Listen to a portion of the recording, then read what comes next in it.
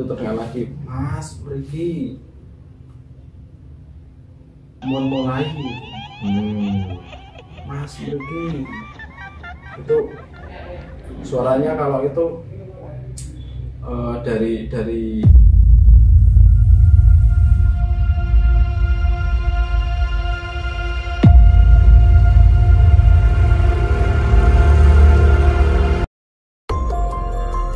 masuk dalam segmen mimpi mengungkap cerita penuh misteri. Kang Salim menyapa kalian lagi. Kali ini tetap dengan kisah-kisah beberapa misteri yang ada di sekitaran Gunung Argopuro yang pernah kita angkat dalam session yang pertama, dalam part yang pertama.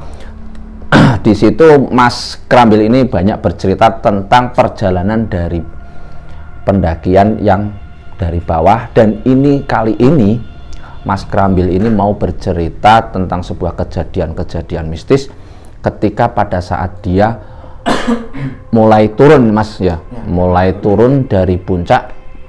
Dan di situ memang perjalanannya kan itu sangat panjang, Mas. Itu sangat panjang. Itu kisaran berapa? 2 hari atau 3 hari ya, Mas ya? 2 hari. Turunnya berarti 2 hari. Kita camp sekali lagi di itu namanya ada taman hidup. 2 hari perjalanan dari puncak menuju kembali ke base camp awalnya Mas Krambil di situ, dan itu membuat banyak sekali pengalaman-pengalaman misteri yang dialami Mas Krambil dan kawan-kawannya. Oke, buat teman-teman Kang Salim, jangan lupa yang mau bercerita ataupun mengisahkan sebuah kisah-kisah nyata dari kawan-kawan bisa dikirimkan melalui email di didikempot@gmail.com ataupun lewat DM Instagram di Sarang Lelembut TV. Oke, kali ini langsung saja ke Mas Krambil yang untuk bercerita dari mulai perjalanan puncak sampai ke base camp awal. Oke, Mas Krambil.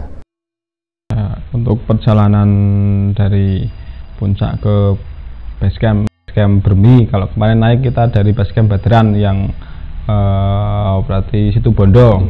Ini yang turun ke Probolinggo. Oh, berarti ini perjalanan malah berbalik arah ya, Mas? Berbalik arah ya. Kita berarti lintas jalur, nggak turun lagi ke base camp yang pertama kita naik. Oh, berarti Mas Krambil ini berangkat yang kemarin itu kan dari Situ Bondo, sekarang turun lewat jalur Bermi yang nanti finishnya di daerah Probolinggo, Mas ya. Setelah rombongan naik ke puncak Rengganis, semua turun, kita sarapan, packing, terus dari puncak Rengganis itu kita naik ke puncak Argopuro. Nah, dari puncak Argopuro gitu ya, kita lumayan lama di puncak Argopuro, foto-foto sambil ngopi itu di puncak Argopuro. Kan kalau di puncak Argopuro gitu kan, kalau kita turun lagi nanti lewat jalur yang muter, tapi kalau kita sepakat untuk lintas jalur yang lewat puncak Hyang, jadi kita dapat 3 puncak. Tadi yang pagi udah di puncak Rengganis, kita siangnya udah sekitar jam 10 itu ke puncak Argopuro, terus lanjut turun sedikit ke puncak Hyang. Dari situ kita turun, ada sebuah sungai kecil, kita nyabrang, naik lagi itu di hutan-hutan pinus. Di hutan pinus itu kita naik lagi, ada namanya Cemara 5. Cemara 5 itu ada spot untuk kita bisa mendekati tenda 2 atau 3 tenda itu cukup. Itu kadang kalau yang kemalaman bisa ngecamp di situ. Nggak tahu kok bisa di itu Cemara 5 itu. Nah, dari Cemara 5 itu kita turun lagi. Kita terus dari Cemara 5. Tapi kok nggak nyampe dari Cemara 5 terus turun, kita baru melewati, terus kita sampai di hutan lumut. Ada namanya hutan lumut itu hutan pohon-pohonnya itu sudah pada berlumut. Itu di situ lumayan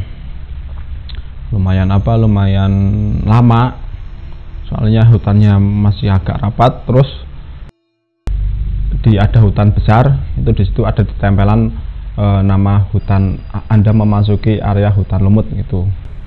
Itu Mas Krambil itu mulai merasakan dari saat mulai perjalanan itu merasa aneh dari Cemara 5 itu berarti Mas ya?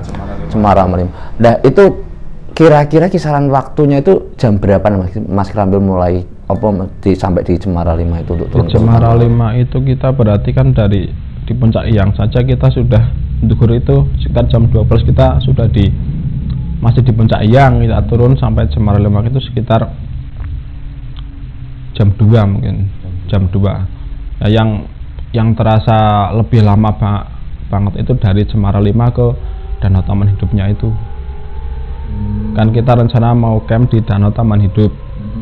Nah itu dari Cemara 5 kita ke mulai agak muter-muter gitu di hutan lumut.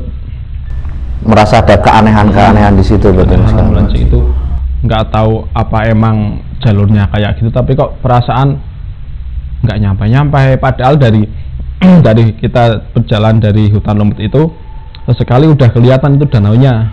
Kan di bawah ada danau namanya Danau Taman Hidup gitu ya, yang buat kita ngecamp bentar malam itu.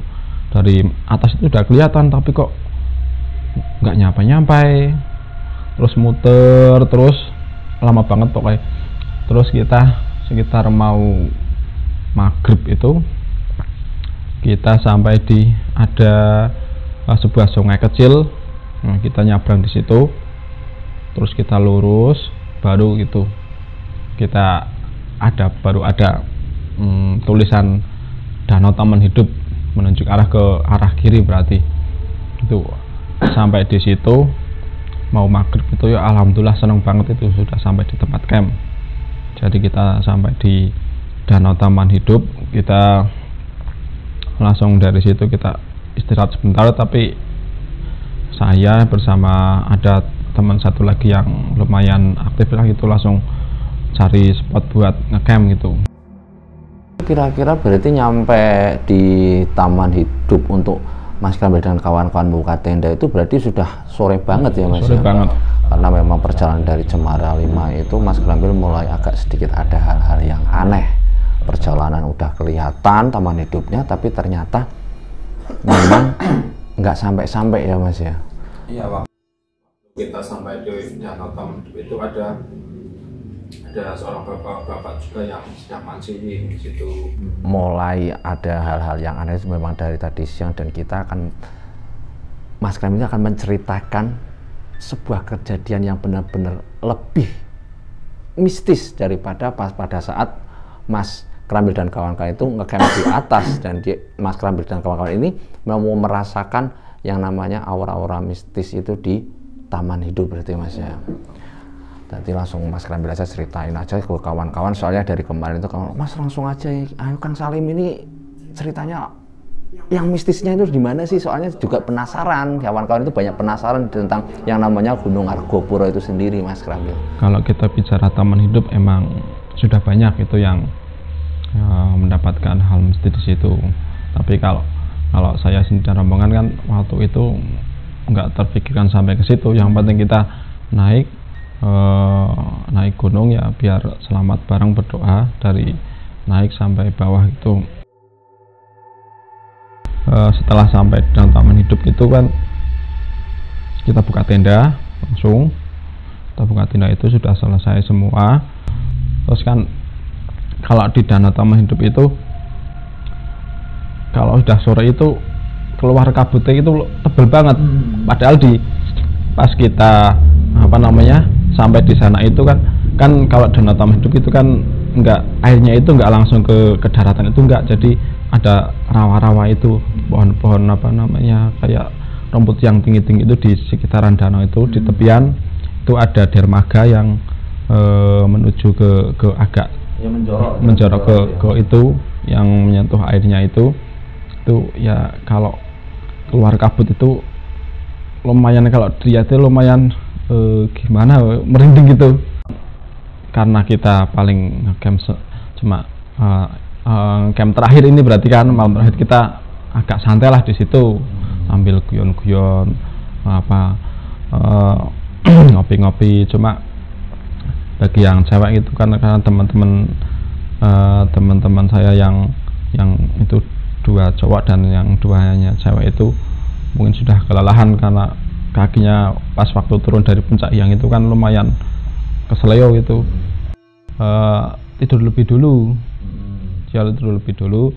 Sedangkan kalau saya, kalau pas di gunung itu kebiasaan saya emang kalau malamnya cerah gitu, hawanya pengen keluar tenda, pengen moto-moto gitu. Pas sekitar jam 10 malam itu sudah lumayan cerah itu langitnya. Saya lihat sekitar di dermaga masih kelihatan itu dermaganya itu. Kita langsung saya ada inisiatif untuk moto malam gitu. Terus saya masuk ke dalam, nyiapin nyiapin itu kamera dan tripod. Saya keluar, terus setelah saya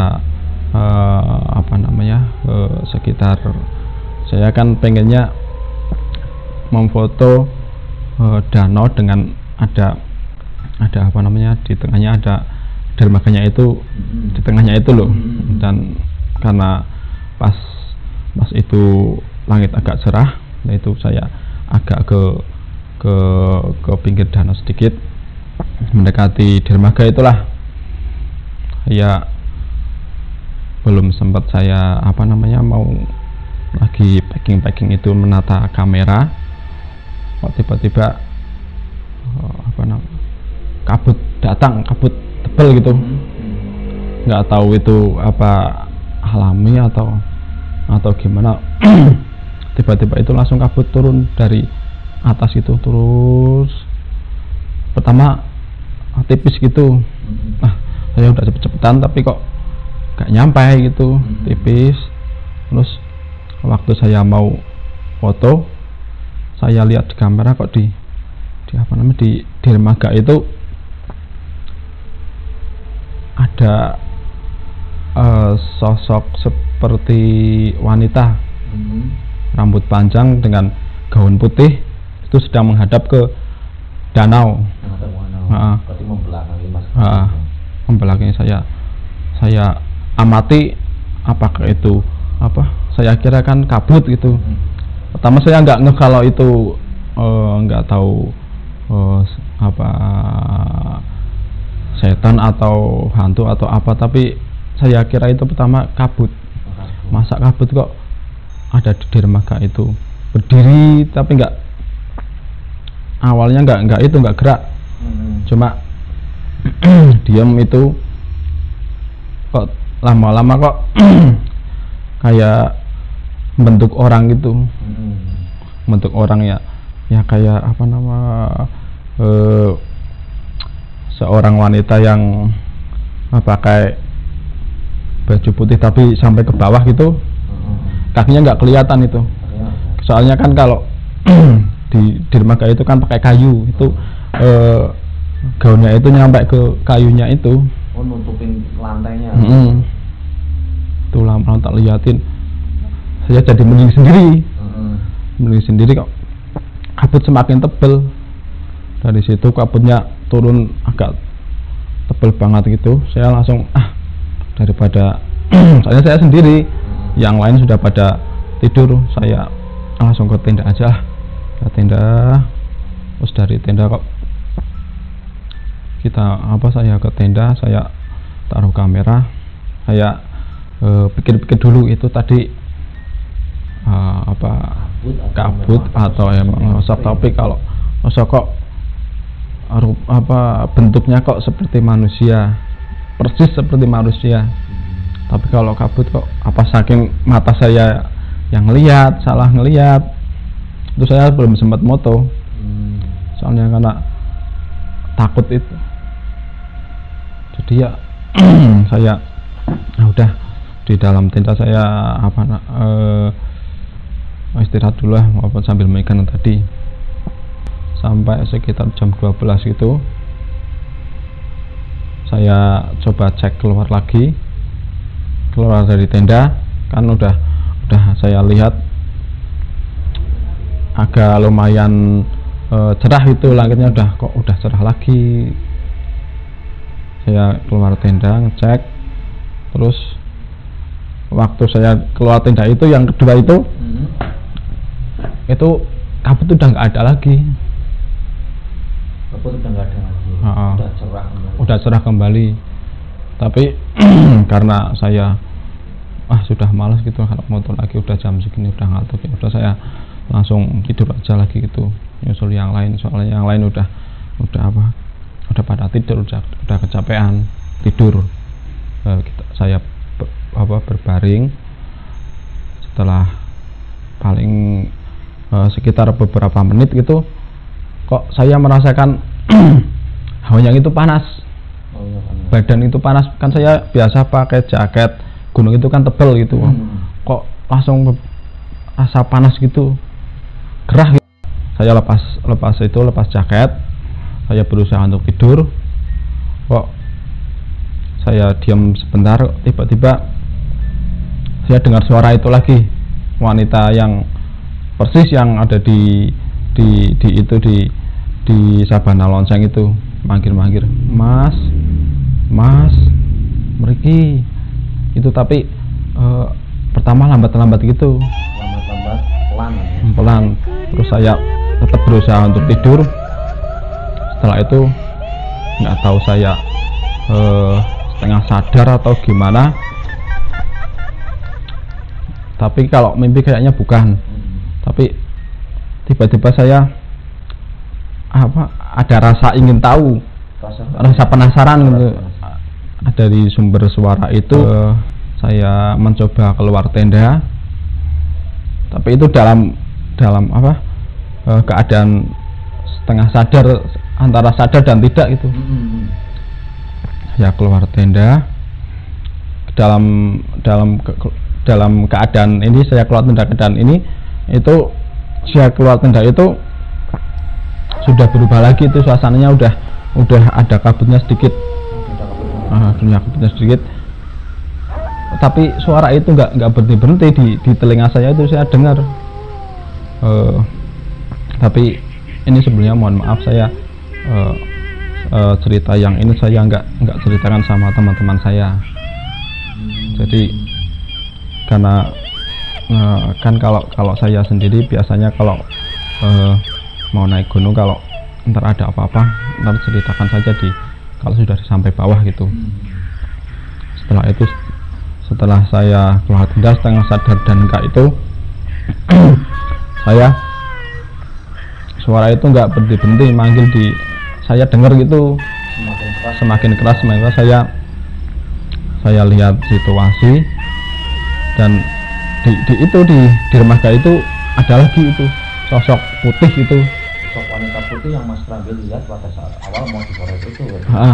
Berarti itu sosoknya masih menghadap ke danau, jadi membelakangi saya dengan rambut panjang, tapi nggak kelihatan itu kakinya, soalnya gaunnya itu sampai ke kayu itu di danau, ke lantai dermaga itu. Saya lihat, rasa penasaran saya itu kok tiba-tiba tinggi, apa pengen tahu gitu. Yang manggil-manggil apa dari situ gitu, Mas pergi, dengan bahasa Jawa, kalau bahasa Indonesia Mas kesini. Saya coba lihat, waktu itu berarti keadaan kabut tipis. Saya coba memberanikan diri untuk mendekat ke dermaga danau itu. Kan kalau dermaganya kan lumayan, dari tempat kita ngecamp ke dermaga yang ada bangunannya atapnya itu kan lumayan agak jauh.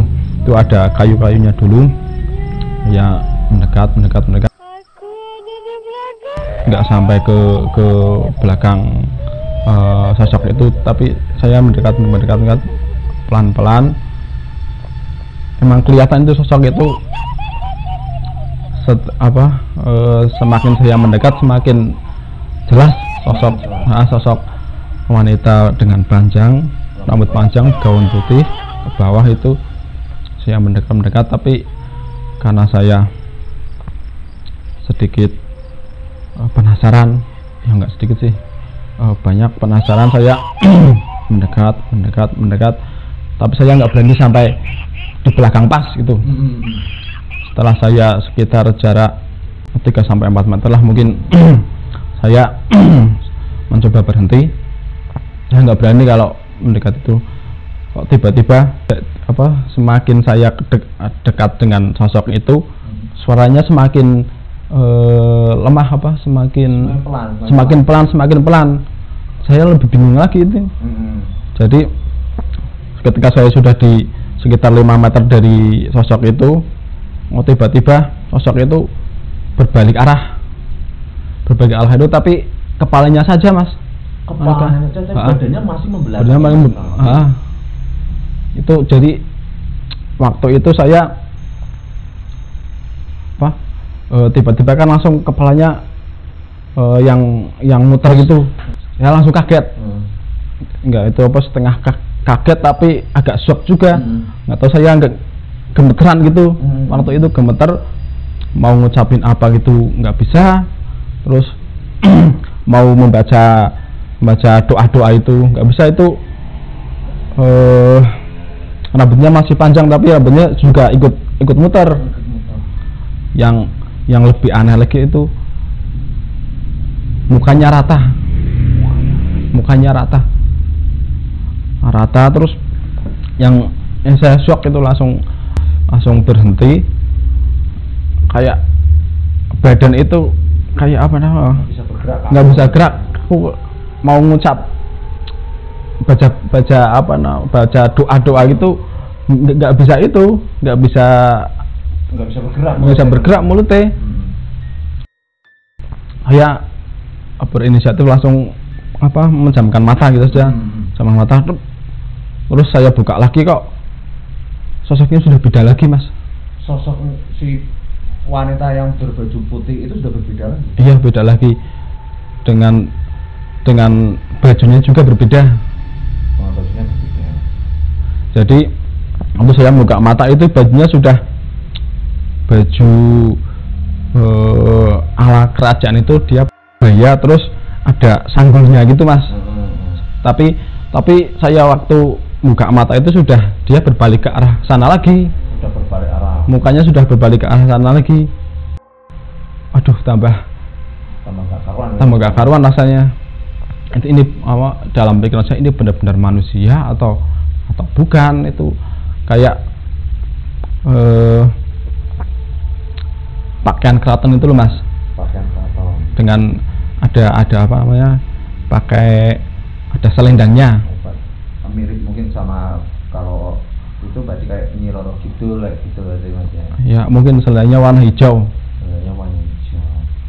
Mungkin kalau memang di Argopuro itu kan mungkin di tanah hidup itu memang udah nggak asing lagi ya, Mas, dengan kata-kata di situ bahwa di situ mungkin ada sosok yaitu namanya Dewi Rengganis. Itu mungkin Mas Krambil itu dikasih lihat yang namanya di situ itu Dewi Rengganis itu mungkin, Mas ya. Ya, kalau itu Dewi Rengganis saya tidak berani menyimpulkan. Cuma kalau memang ya pokoknya nggak berani menyimpulkan entah itu Dewi Rengganis atau siapa, saya nggak tahu. Soalnya waktu melihat yang sudah sosok berpakaian keraton itu, dia nggak bersuara lagi. Itu suaranya sudah nggak ada. Oh, yang manggil cuma diem saja gitu. Diem dan merasa aneh ya, Mas ya. Aneh itu. Saya malah lebih ngeri lagi ini. Diem, nggak apa namanya, nggak ada gerak, Kak. Jadi saya berinisiatif pelan-pelan mundur gitu.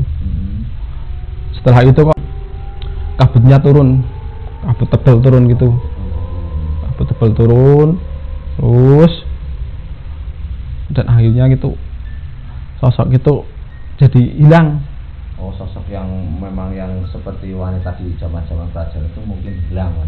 Iya, yang nggak tahu hilang dengan sendirinya. Pokoknya langsung kabut tebal itu ketutup kabut itu, dermaganya juga sudah nggak kelihatan. Jadi saya akan mundur terus. Saya sendiri kan nggak berani kalau dekat-dekat dengan air karena saya sendiri emang nggak bisa berenang. Jadi saya kalau melihat air yang tenang kayak gitu sudah ngeri sendiri. Itu saya mundur. Kok tiba-tiba itu kabut turun, langsung ketutup kabut itu. Dermaganya juga nggak kelihatan, Mas. Sudah semua rata putih dengan yang kabut tebal itu semua nggak kelihatan, dan akhirnya Mas Kambil mencoba turun mundur lagi, terus Mas Kambil ke tenda. Tapi kalau saya ke tendanya gitu saya nggak kayak arep-arepan itu loh, Mas. Jadi nggak ingat jelas detail tentang saya mundurnya gimana gitu. Pokoknya kayak kalau kita ngimpi itu kayak jauh sendiri gitu ya, Mas. Kalau kita kayak waktu di ngimpi gitu menjauh sendiri kayak gitu. Jadi memang Mas Kambil mengalami antara mimpi sadar dan nggak sadar ya, Mas ya. Antara sadar dan nggak sadar, mungkin kalau itu namanya, kalau banyak kata-kata yang berbeda itu biasanya rep-repen ya, Mas. Itu durasinya lama nggak, Mas? Kalau durasinya lumayan lama itu. Jadi kayak kita seakan-akan ngimpi gitu. Jadi tiba-tiba sudah di tenda gitu. Pikiran saya itu tiba-tiba ingat sudah di tenda. Oh, sudah di tenda.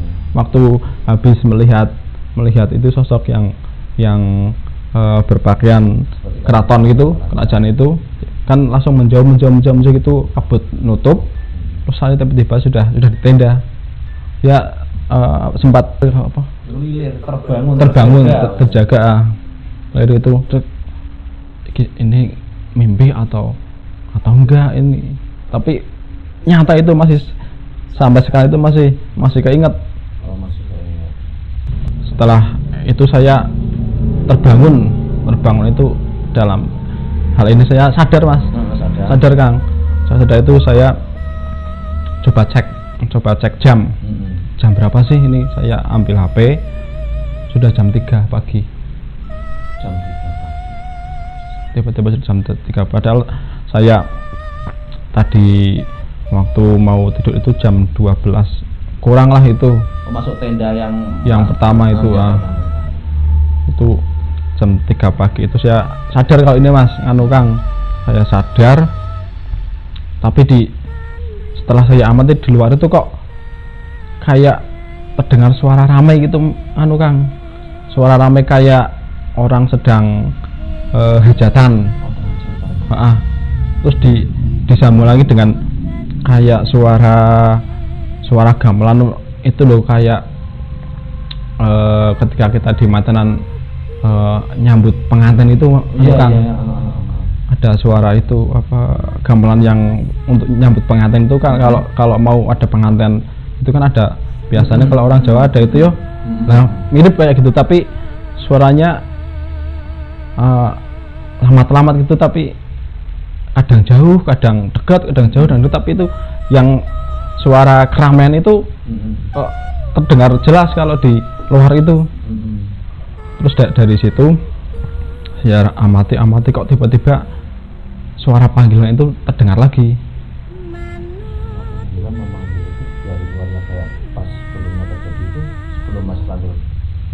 Jam 12 itu keluar untuk Mas sampai melihat sosok wanita itu terdengar lagi. Iya, itu suara itu terdengar lagi, Mas, mriki mohon mulai gitu. Mas, mriki itu suaranya kalau itu dari kalau kita ukur dari jarak mungkin sama dengan suara yang suara gamelan itu, Kang. Jadi sekitar, berarti saya kan kalau ngecamp di sebelah danaunya kan saya menghadap sana di sebelah kiri, berarti itu suaranya dari sebelah kanan. Sebelah kanan tapi agak serong itu, dari arah kanan tapi agak ke tengah danau itu, Kang. Oh iya. Jadi suara itu manggil terus, dan di luar itu suaranya rame banget.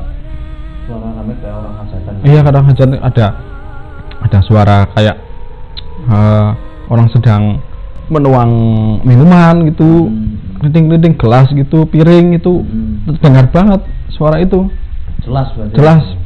Kalau ini saya sadar. Terdengar banget, terus karena saya dari yang tadi sudah melihat sosok itu, saya jadi merinding lagi gitu. Maksudnya nggak berani keluar. Kalau ini kan saya sadar nggak berani keluar. Saya terus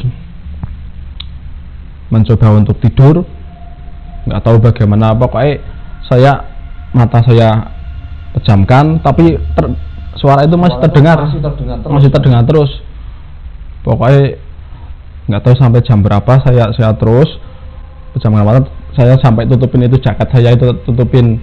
Berarti kan saya kan pakai SB, supaya itu jaket tak tutupin di kepala saya biar nggak terdengar gitu, biar merem gitu mata gitu. Nggak lama kok, pokoknya suara itu saya waktu mau tidur itu masih terdengar. Kok lama saya tiba-tiba dibangunin teman. Mas, udah siang, mau lihat sunrise enggak gitu. Tiba-tiba udah dibangunin teman, itu sekitar jam setengah 6 pagi gitu. Duh, saya jadi dari situ saya bangun. Jam berapa sih kok udah pada bangun? Saya lihat jam di HP itu sudah jam setengah 6. Itu ya saya coba bangun, ternyata teman-teman sudah pada masak gitu, sudah pada buat kopi. Ini kopinya sudah selesai, udah jadi itu. Malah ada yang ngasih saya kopi di dalam tenda saya. Ternyata saya bangun paling akhir itu, Mas. Paling akhir. Yang lain udah pada di luar, udah pada foto-foto. Saya keluar itu saya langsung penasaran sama kejadian semalam itu. Saya langsung, belum saya sempat duduk, saya langsung dari luar tenda saya langsung melihat ke dermaga itu, dermaga di tepi danau itu kan, Kang. Saya lihat, amati, kok rasanya itu ngamati saja sudah merinding itu ke bawah, suasana kayak semalam gitu. Terus saya ya udahlah, saya terus duduk di pinggiran di sebelah tenda itu. Pas saya sekalian ngamati dermaga di danau itu, tapi waktu itu saya tidak berani bercerita sama teman. Saya cuma mengamati sambil ngopi, terus sambil ngerokok. Di situ saya mengamati terus semakin saya mengamati, kok perasaan saya semakin terbawa dengan suasana semalam. Itu jadi saya udah saya berpikiran ya udah yang semalam udah aja gitu. Terus saya nyuruh teman-teman, udah siang itu kita langsung aja foto-foto, terus makan, terus packing gitu. Terus saya sempatkan foto ke danau, soalnya kalau nggak foto kayaknya gimana, udah sampai ke situ. Saya minta teman saya, namanya itu Habi, dari Padang. Dia tolong fotoin saya ke dermaga itu. Ya sempat berdiri di dermaga itu, foto itu di sama dermaga itu, kok rasanya sudah aneh gitu Kang. Di dermaga itu rasanya sudah kayak ke bawah semalam, merinding gitu. Jadi belum sampai yang ke ujung dermaga, saya nggak berani gitu ke ujung dermaga. Saya hanya foto di pas bangunan pertama itu, yang dua pilar itu. Di sana saya ambil berdiri, ya cuma foto dua foto kayaknya itu. Saya udah belum itu, udah saya langsung habis itu langsung minggir lagi. Saya nggak berani lama-lama di situ, rasanya sudah aneh gitu di situ. Bisnisnya tuh masih ada langsung keinget kejadian semalam itu. Langsung kok tiba-tiba udah siang banget itu, hampir jam 11 itu kita baru turun. Terus saya kira kan teman itu turun itu sudah dekat gitu ya. Ternyata masih jauh di situ dari dari taman hidup itu kita turun, itu masih melewati hutan. Pertama hutan yang lumayan rapat, itu kan sudah sekitar sampai di hutan itu kita sampai sekitar asar gitu, asar gitu. Karena kalau kita turun kan biasanya kan jadi agak sepele gitu, jadi kita agak nyantai. Jadi oh ya, ada sesuatu yang belum saya ceritakan waktu di danau itu. Waktu saya turun itu, saya kan paling belakang itu. Waktu saya meninggalkan danau itu, rasanya kok kayak ada yang manggil-manggil. Suara yang hampir sama itu. Kayak ada yang manggil-manggil. Enggak ya, suara tapi lirih banget. Terus perasaan itu kayak apa? Kayak nggak ikhlas kalau meninggalkan danau ini gitu. Terus waktu itu saya sempatkan noleh ke belakang itu. Saya amati, terutama yang paling saya amati itu di dermaga itu. Kok ada sosok wanita gitu, cantik, pakai pakaian yang semalam kayak keraton itu kan. Oh, berarti bayangan itu betul siang itu Mas? Iya, siang itu. Berarti siang itu waktu kita turun. Tapi ketika saya menjamkan mata berkedip itu sudah hilang lagi itu. Tapi perasaan saya mau turun itu kayak nggak rela gitu kalau meninggalkan danau gitu. Tapi ya udahlah gitu. Kita turun. Kita kan kalau turun agak santai gitu, jadi saya dengan dua teman saya laki-laki semua itu agak nyantai. Terus yang dua cewek, satu cowok itu jalan dulu gitu. Jalan dulu itu kan apa, jalannya kan agak muter-muter gitu anu Kang. Jadi kita kadang teman saya yang di bawah itu kelihatan itu sudah di tikungan berapa, kita berapa tikungan itulah gitu. Saya gitu istirahat, ngopi sebentar gitu. Terus saya bersama dua teman saya gitu turun lagi, ketemu sama itu. Oh, yang rombongan di depan. Yang rombongan di depan itu. Tiba-tiba si Ayu itu yang dari Jogja itu ngomong, "Bang, tak kira sudah di depan Bang. Soalnya tadi aku lihat Abang udah di depan gitu." Itu terus ya persis katanya, persis pakaian dari bawah tas gitu. Persis sama saya. Dan saya dari tadi bertiga di belakang. Waduh. Ya udah, nggak usah kita jalan aja gitu. Terus itu kan berarti saya berhenti itu yang pertama itu kan jam 3. Terus waktu ketemu sama Ayu itu sekitar jam 4-an gitu. Jam 4-an kita turun lagi. Kok kalau jadi kita turun lagi itu juga terpisah lagi. Jadi saya tetap di belakang, tapi ada yang sudah di depan, ada yang di tengah gitu. Saya di belakang bersama itu teman saya namanya Gigi yang di Jogja gitu. Saya habis ngelewatin ada satu pohon besar itu, saya ngelewatin terus di bawah saya perasaan saya kayak aneh gitu kan Kang. Di pohon besar itu. Terus saya coba nengok ke belakang, saya ngelihat itu sosok wanita itu lagi. Sosok wanita yang pakai baju keraton itu kan? Iya, sosok itu pas di samping pohon besar itu. Saya balik arah gitu. Teman saya ternyata sudah di depan. Saya nengok lagi, udah nggak ada lagi itu. Terus saya langsung ngejar teman saya yang Gigi itu. Saya ya udah kita ya perasaan yang penting turun sampai base camp gitu. Saya udah sekitar mau maghrib gitu, udah mau petang gitu, Kang.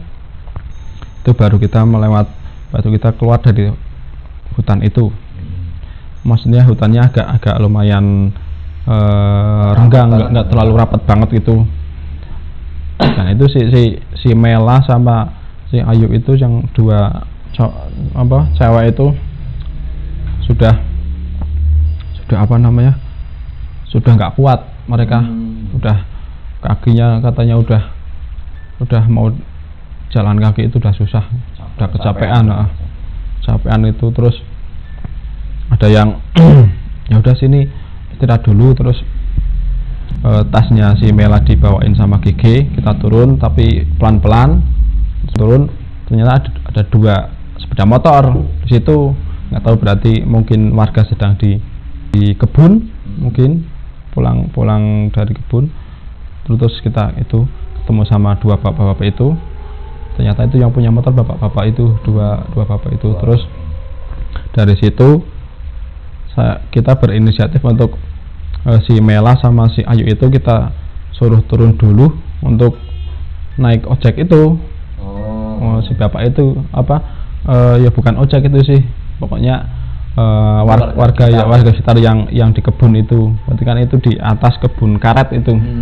Udah bentar lagi itu kebun karet itu. Terus si Ayu sama Mela mau, ya udah kalian berdua turun dulu, ikut si bapak naik itu sampai ke base camp. Terus kita turun, kita melewati hutan karet. Itu masuk hutan karet. Itu udah maghrib itu Kang. Udah maghrib. Di hutan karet itu saya kan di depan. Dari kejauhan itu sudah terlihat kayak ada pondokan itu loh. Gubuk berarti kalau orang desa itu namanya apa? Namanya gubuk itu. Di gubuk itu kok saya amati, saya kan di depan ini, yang waktu dari teman saya ngocek itu, tapi kayak ada orang di situ gitu. Saya amati, terus semakin dekat ternyata ada sosok wanita itu lagi di gubuk itu. Di gubuk itu ada sosok wanita yang mengikuti Mas. Iya. Dari atas itu saya langsung kaget, tapi nggak berani cerita sama teman-teman. Jadi saya fokus turun aja gitu. Saya turun fokus, tapi saya hanya melewati saja itu. Ini gubuk, saya rombongan di sini, saya melewati saja. Ya hanya memandang sekilas tapi nggak berani mandang terus itu. Langsung ya mandang ke depan itu langsung lurus. Saya turun saja, dari situ saya perasaan udah nggak karuan ini Mas. Apa mungkin itu sosok wanita itu mengikuti saya atau gimana? Dari situ saya sambil berdoa, sambil turun itu sambil berdoa, baca apa sebisanya lah.